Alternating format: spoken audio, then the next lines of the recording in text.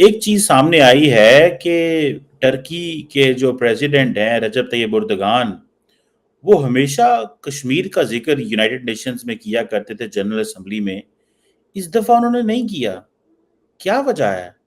बाकी ममालिक भी जो हैं वो अब जिक्र नहीं करते पर्टिकुलर, लेकिन आज टर्की ब्रिक्स का मेंबर बनना चाहता है, जिसका इंडिया एक इम्पॉर्टेंट प्लेयर है। सो टर्की को इस चीज का पता है कि अगर हमने कश्मीर का जिक्र किया या तो हमारे लिए मुश्किलात पैदा हो सकती हैं। तो वैसे तो पहले काफ़ी ऐसे कंट्रीज़ थे जिनको पाकिस्तान ये कहता था कि हमारे साथ मिलकर मुस्लिम उम्मा के तौर पर कश्मीर का मुद्दा उठाया जाए। अब तमाम कंट्रीज़ पीछे हट गए हैं। आपको बेशतर कंट्रीज़ ऐसे मिलेंगे कि जो इसके ऊपर बात नहीं करते, यानी वो यूएई, सऊदी अरेबिया या मुस्लिम उम्मा का जो हम बात किया करते थे, तो वो उम्मा तो पता नहीं कहाँ वहाँ चली गई। ठीक है।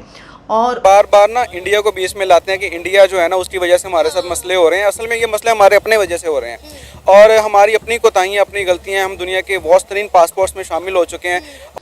लोगों को बेवकूफ़ बनाते हैं और जाओ आईएमएफ से पहले एक अरब डॉलर की भीख तो ले लो।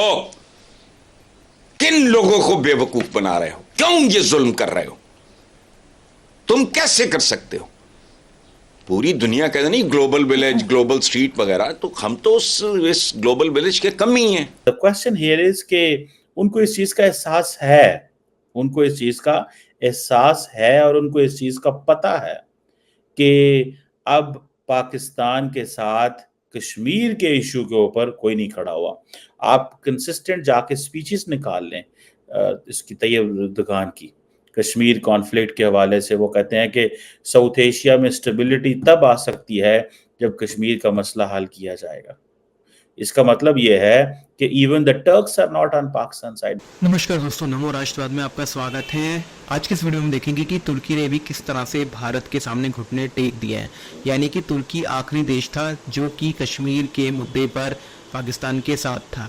ज़्यादातर इस्लामिक देश पाकिस्तान का साथ बहुत पहले छोड़ चुके हैं। सऊदी अरेबिया हो या यूएई हो, ये अब कश्मीर के मुद्दे पर पाकिस्तान का सपोर्ट नहीं करते और कोई बयान इनकी तरफ से कभी नहीं आता। पिछले साल तक तुर्की हर साल जो यूनाइटेड नेशन में भाषण होता है तुर्की के राष्ट्रपति का, उसमें वो कश्मीर का जिक्र करते थे, पर इस बार उन्होंने नहीं किया है। और ये बहुत बड़ी डिप्लोमेटिक जीत है भारत की, क्योंकि तुर्की के रुख को भी अब बदल दिया गया है। अब तुर्की भी कश्मीर मुद्दे पर पाकिस्तान के साथ नहीं है। इसके कई रीज़न है। एक रीज़न ये है कि तुर्की को ब्रिक्स में शामिल होना है और भारत की मर्जी के बिना वो नहीं हो सकता। दूसरी ये चीज़ कि भारत ने जो मदद की थी तुर्की की जब भूकंप आया था, तो उसके बाद से तुर्की और भारत के जो रिश्ते उसमें बहुत पॉजिटिव चीज़ें देखने को मिली है, उनकी सोच चेंज हुई है।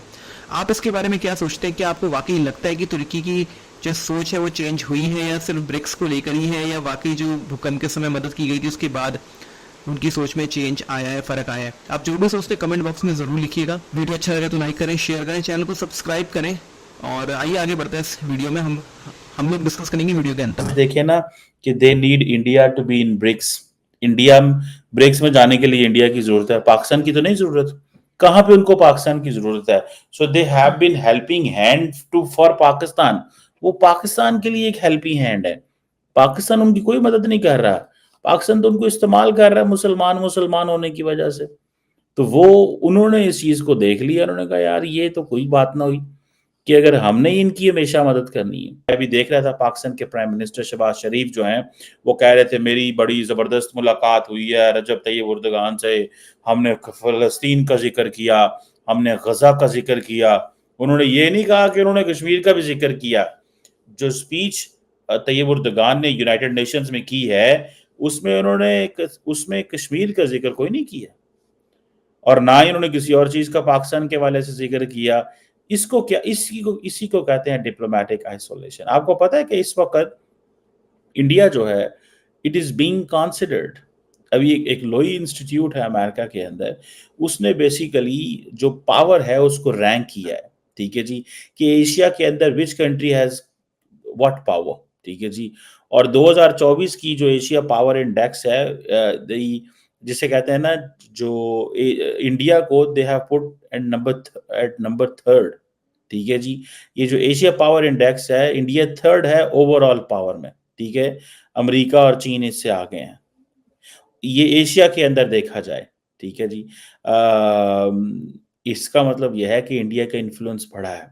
एक अदारा है उसको बोलते हैं पीयू रिसर्च सेंटर, उसने कहा है तकरीबन 68% इंडियंस ये समझते हैं कि उनकी जो पावर है वो इंक्रीज हुई है। ठीक है जी। अब क्वेश्चन ये है कि ये एक बड़ी तादाद है, देखें कि इसका मतलब ये है कि there is a positive view of India within the country. India के अंदर से व्यू जो जा रहा है वो बड़ा इंपॉर्टेंट व्यू है। और आप देखेंगे कि कोई और मुल्क भी नहीं बोल रहा, यूएई नहीं बोल रहा, सऊदी अरब नहीं बोल रहा, अभी कतर के लोगों ने स्पीचेस की, कुछ भी नहीं किया। ठीक है, ठीक है। अब for example when it comes to the India के इन्फ्लुएंस की बात होती है, जो चेंजेस आए हैं, अब देखिए अगर इंडिया के इन्फ्लुएंस आपने देखना हो तो कुछ ऐसी पैरामीटर्स हैं जहाँ पे आप देखते हैं, आप डिप्लोमेटिक इन्फ्लुएंस देखते हैं, आप कंट्री की रेजिलियंस देखते हैं, फ्यूचर रिसोर्सेज कितने हैं उनके पास, जिससे पता चलता है कि भैया वो एनर्जी में, ह्यूमन रिसोर्स में, टेक्नोलॉजी में कहाँ पे खड़े होंगे। फिर इंडिया की जो मिलिट्री कैपेबिलिटी है, इंडिया का कल्चरल इन्फ्लुएंस जो है, इंडिया की इकोनॉमिक कैपेबिलिटी, डिफेंस के नेटवर्क्स कैसे हैं, इकोनॉमिक रिलेशनशिप दुनिया में किस तरह के हैं, ये सारे फैक्टर्स बताते हैं कि इंडिया का इन्फ्लुएंस कितना है। ठीक है, कई लोग कहते हैं कि जी इंडिया की पॉपुलेशन जो है वो उसका है, लेकिन population is another point of view. Population भी उसकी भी एक इम्पॉर्टेंट जो है ना वो एक है कि ठीक है दुनिया देख रही है उनकी तरफ, बट द क्वेश्चन इज कि इट्स नॉट ऑल द, सिर्फ वो पॉपुलेशन ही कोई चीज ऐसी नहीं है जिसको देखना होता है। ठीक है, सो इंडिया का ओवरऑल जो इन्फ्लुएंस है वो बड़ा है, और यही वजह है कि तैयब उर्दगान पीछे हट गया। तैयब उर्दगान ने क्या, मिनू की लोड़ है, आप जाके पढ़ें तैयब उर्दगान की स्पीचेस, आप जाके देखें कि जिस तरह वो बोलते हैं। आज देखें कश्मीर के अंदर अगर इलेक्शंस हो रहे हैं तो सारी की सारी डिप्लोमेटिक कम्युनिटी कश्मीर में पहुंची हुई है, सारे के सारे जो फॉरेन डिप्लोमेट्स हैं वो कश्मीर जा सकते हैं। लेकिन मैं आपको एक बात बता दूं, पाकिस्तान के अंदर कोई भी खैबर पख्तूनख्वा के अंदर नहीं जा सकता। अभी थोड़े दिन पहले 11 डिप्लोमेट्स गए थे तो वो एक धमाका हो गया वहां पे। लेकिन India has such a confidence on it's security, उनके पास ऐसा उनका कॉन्फिडेंस है, सिक्योरिटी मौजूद है कि वो समझते हैं कि हम लेके जा सकते हैं। और आपको पता है इंपॉर्टेंट कंट्रीज के प्लेयर जो है लोग कश्मीर में इलेक्शंस देखने जा रहे हैं, जो असेंबली इलेक्शंस हो रहे हैं, अमेरिका वहां पे जा रहा है, साउथ कोरिया जा रहा है, उसके बाद नॉर्वे के लोग डिप्लोमेट्स जा रहे हैं, ये और बहुत सारे ममालिक हैं, स्पेन के जा रहे हैं, साउथ अफ्रीका के जा रहे हैं, साउथ कोरिया के जा रहे हैं। ये सारे के सारे ममालिक वहां पे जा रहे हैं, इसलिए जा रहे हैं बिकॉज दे अंडरस्टैंड दिस कि हमें सही तरीके से लेके जाया जाएगा। और दूसरी बात यह है कि शायद पाकिस्तान की जो पावर है वो इतनी कम होती जा रही है कि टर्की जैसा मुल्क, यानी कि वो मुल्क जो पाकिस्तान को बड़ा बड़ी हम कहते हैं जी, साडा बड़ी, साडा यार है, साडा बड़ा तलक है, साड़ी बड़ी जान पछान है, असी जड़ा है ना बड़े बंदे हैं, साडा कभी भी नहीं होगा। ठीक है, ठीक है। लेकिन इन दी अदर वर्ड्स जिसे कहेंगे ना कि मुझे तो बड़ी हैरानगी हो रही है कि पाकिस्तान के वजीर आजम ने प्रोटेस्ट क्यों नहीं किया टर्की से, क्यों नहीं कहा, वाई। और दूसरी बात यह है, मैं अभी थोड़ा अरसा पहले ही टर्की पाकिस्तान का एक डायलॉग हुआ फॉरेन मिनिस्टर्स लेवल पे, मुझे कुछ अंदर की खबर पता चली और वो ये थी कि पाकिस्तान बड़ी देर का इंतजार कर रहा था कि टर्की जो है उसकी लीडरशिप आए पाकिस्तान, लेकिन वो आ ही नहीं रहे थे। खैर एनी हो वो आए हैं, तो इनका एक पाकिस्तान के साथ डायलॉग होता है, एक बड़ा कॉम्प्रिहेंसिव, जिसमें मेरा ख्याल है और तैयब उर्दगान ने भी आना है, लेकिन वो भी नहीं आ रहे, तैयब उर्दगान भी नहीं आए। ये वजह है कि I think somehow they have calculated Pakistan position, उन्होंने पाकिस्तान की पोजीशन को कैलकुलेट किया, उन्होंने इस चीज़ को महसूस किया कि हम कहाँ पे खड़े हैं, हमारी पोजीशन कितनी है, हमारी इकोनॉमी क्या है, हम रिलेशंस में कहाँ खड़े हैं आज। ठीक है जी, आपको याद होगा कि पाकिस्तान ने 2019 में बड़ा शोर डाला, तो कुछ मुल्कों ने जाके जिक्र किया कश्मीर का वहां पे, जिसमें टर्की सरफहरिस्त था। आज मुझे ये बताएं कि टर्की सरफहरिस्त है, आज टर्की जिक्र ही नहीं कर रहा, आज टर्की को पता ही कोई नहीं है।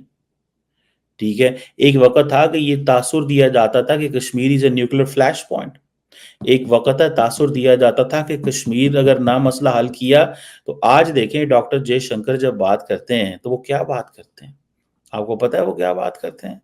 डॉक्टर जयशंकर दुनिया को कह रहा है कि भाईजान अगर तुम लोगों ने हमें सीरियस ना लिया, अगर तुम लोगों ने हमें सीरियस ना लिया तो मसले खराब हो सकते हैं।